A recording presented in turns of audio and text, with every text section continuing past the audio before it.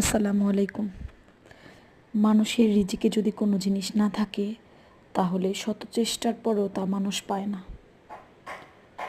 আজকে আমি রান্না করছি মুরগির মাংস দিয়ে সিমি মটর ভুনা।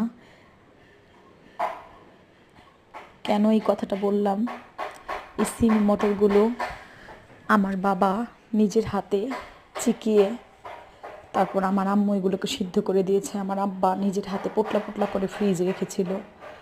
আমার বাবা নাকি আমার আম্মুকে বলেছে আমরা টাঙ্গাইল থেকে আসলে এই সিমি মটর দিয়ে আমাদের খিচুড়ি বিরিয়ানি এগুলো রান্না করে খাওয়াবে।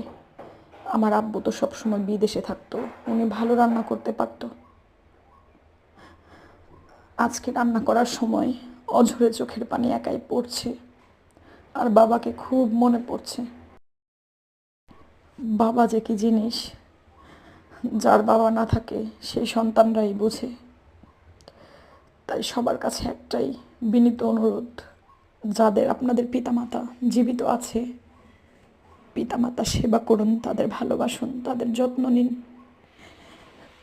কারণ যখন হারাবেন পিতামাতাকে তখনই বুঝবেন যে কি অমূল্য সম্পদ হারিয়েছেন। আমার বাবাকে আমরা প্রতি মুহূর্তে মনে করি, মনে চায় একটু বাবাকে ধরে দেখতে, ছুঁয়ে দেখতে, কিন্তু আর কোনো দিন আমাদের নসিবে তা হবে না। আমার বাবার জন্য সবাই দোয়া করবেন, ওনার কবরটা আল্লাহ যেন জান্নাতের বাগান বানিয়ে দেয়। আর আমার আম্মার জন্য সবাই দোয়া করবেন, ওনাকে আল্লাহ যেন নেক হায়াত দেন। কারণ একজনকে হারানোর কষ্ট সইতে পারছি না। আল্লাহ সবাইকে ভালো রাখুক। আল্লাহ হাফিজ।